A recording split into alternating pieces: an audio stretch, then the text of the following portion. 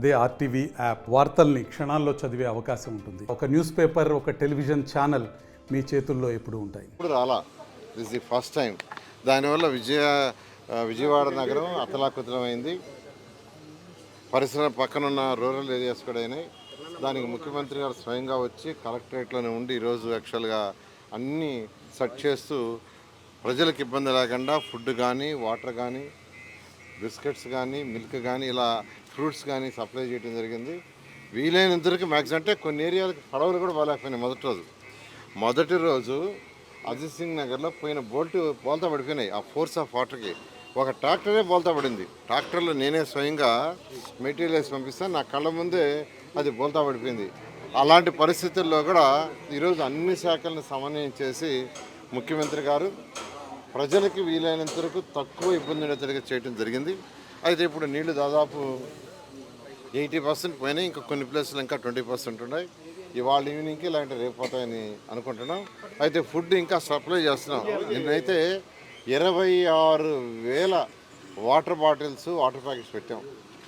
దాదాపు 8,000 మందికి food packets పంపించాం. దాదాపు 10,000 బిస్కెట్ ప్యాకెట్స్ పంపించాం. దాదాపు 8,000 మిల్క్ ప్యాకెట్స్ పంపించాం. ఇవాళ కూడా అదే క్వాంటిటీ పంపిస్తున్నాం.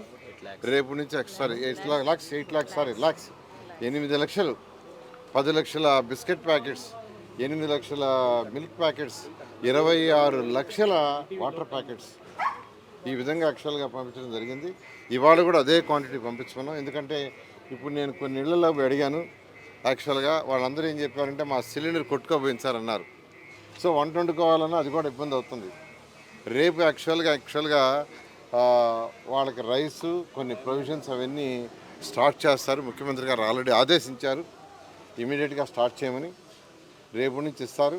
అయితే ఈ యొక్క ప్రాబ్లం తగ్గిందాకా ఫుడ్ కానీ, వాటర్ కానీ, మిల్క్ కానీ, బిస్కెట్స్ కానీ, ఫ్రూట్స్ కానీ సప్లై చేయమని చేశారు. అదేవిధంగా మెడికల్ క్యాంపులు ప్రతి వార్డులో, ప్రతి సచివాలయంలో ఒకటి పెట్టమని చేశారు. మెడికల్ డిపార్ట్మెంట్ చేస్తుంది. అయితే తర్వాత అన్నిటికంటే నెక్స్ట్ ఏంటంటే శానిటేషన్ కోసంగా రాష్ట్రంలోని మున్సిపల్ కమిషన్ అందరిని పిలిపించాం. వాళ్ళ ఎంప్లాయీస్ని కూడా తీసుకొచ్చాం. 10,000 మందిని ఈరోజు 10,000 మందిని యాక్చువల్గా ఈరోజు ఈ యొక్క వర్క్ కోసంగా శానిటేషన్ కోసం పెట్టాం. అన్ని వీధుల్లో చేస్తున్నారు. దానికి సంబంధించిన ఎక్విప్మెంట్ కూడా అన్ని ప్లేసుల నుంచి తెప్పించాం.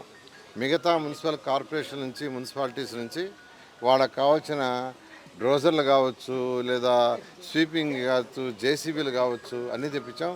ఇవాళ మార్నింగ్ 6 గంటలకు కలెక్టరేట్లో నేను, మా స్పెషల్ సెక్రటరీ అనిల్ సింఘాల్ గారు, మా యొక్క డైరెక్టర్ వాళ్ళందరితో ఒక 65 మంది మున్సిపల్ కమిషనర్తో వాళ్ళతో మీటింగ్ పెట్టి వాళ్ళు చేయాల్సింది ఏం చేయాలని నిర్దేశించాం. వాళ్ళకి కావాల్సిన ఎక్విప్మెంట్ ఏమన్నా కావాల్సి ఉంటే అది కూడా అడిగాం, రాసుకున్నాం. దాన్ని కూడా ట్రాన్స్పోర్ట్ మినిస్టర్తో, మైన్స్ మినిస్టర్తో, ట్రాన్స్పోర్ట్ సెక్రటరీతో, మైన్స్ సెక్రటరీతో డిస్కస్ చేసాం. కావాల్సిన ఎక్విప్మెంట్ని వాళ్ళు ప్రొక్యూర్ చేస్తారుగా. అనేక మంది కాంట్రాక్టర్తో మాట్లాడి వాళ్ళని రమ్మన్నాను. దానికి కావాల్సిన ఎక్విప్మెంట్ అంతా తీసుకురమ్మన్నాను. ఎటువంటి పరిస్థితుల్లో కూడా ఈరోజు సాయంకాలానికి ఎక్కడైతే వాటర్ లాగింగ్ అయిపోయిందో, వాటర్ వెళ్ళిపోయిందో ఆ ఏరియాలో ఉన్న సిల్ట్ తీసేయాలి. రోడ్ల మీద ఉన్న బుడత తీసేసి ఫైర్ ఇంజిన్ల ద్వారా అది క్లీన్ చేయటం, ఇళ్లలో బుడదుంటే ఇళ్లలో కూడా క్లీన్ చేయటం చేయాలా. ఇప్పుడే నేను వచ్చేటప్పటికి ఫైర్ వాళ్ళు ఒక స్కూల్లో బుడదను క్లీన్ చేస్తున్నారు. నేను వాళ్ళని అప్రిషియేట్ చేస్తున్నాను. మున్సిపల్ శాఖ అధికారులు కూడా ఎక్కడికక్కడ వర్క్ చేస్తున్నారు. అందరూ కూడా చేస్తున్నారు. నేను మున్సిపల్ శాఖ అధికారులందరినీ రిక్వెస్ట్ చేసి చెప్తున్నాను, ఇది చాలా సఫర్ అయ్యారు. ఈ యొక్క వరదల వల్ల చాలామంది చాలా సఫర్ అయ్యారు. ఎంత సఫర్ అయ్యారంటే ఇప్పుడే నేను ఒక ఇంట్లోకి పోతే, సార్ 2 రోజులు నేను మంచం మీదే ఉన్నాను, మంచం మీద దిగలేదన్నారు. ఫుడ్ ఎలా చేశారంటే, ఫుడ్ సార్ ఉన్న వాటర్నే తాగాము, మీరు ఏదో పంపించారు, ఆ పంపించిన వాడికి సర్దుకున్నాం అంటే అంత సఫర్ అయ్యారు. 2 రోజులు నేను మంచం మీదే ఉన్నాను, మంచం చూపించింది. ఏమంటే నీళ్ళు ఇక్కడ దాకా వచ్చినాయని. కాబట్టి అలా సఫర్ అయ్యారు. కాబట్టి నేను అధికారులందరికీ, మున్సిపల్ అధికారులకి, అదర్ అధికారులకు కూడా చెప్తున్నాను, దీన్ని మన సమస్యగా, మన ఇంట్లో వస్తే మనం ఎలా సఫర్ అవుతామో ఆ విధంగా చేయాల్సిన రిక్వెస్ట్ చేస్తున్నాను. ఖచ్చితంగా మా మున్సిపల్ అధికారులు హుద్దు తుఫాన్ వచ్చినా, శ్రీకాకుళంలో వచ్చినా చేస్తారనే ఉద్దేశంతో చేశాం. ఖచ్చితంగా చేస్తామని ప్రజలకు కూడా చెప్తున్నాను, కొద్దిగా ఓపిక పట్టండి. అక్కడక్కడ కొద్దిగా చిన్న ల్యాప్సెస్ ఉంటాయి, తప్పవు.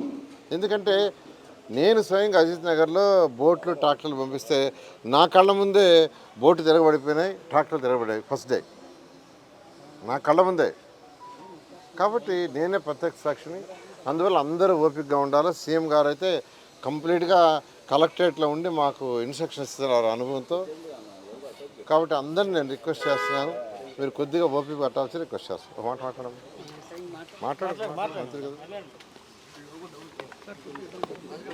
మరిన్ని వీడియోస్ కోసం ఛానల్ ని సబ్స్క్రైబ్ చేయండి. లేటెస్ట్ అప్డేట్స్ కోసం వాట్సాప్ ఛానల్ ని ఫాలో చేయండి. అండ్ లింక్ డిస్క్రిప్షన్ లో ఉంది.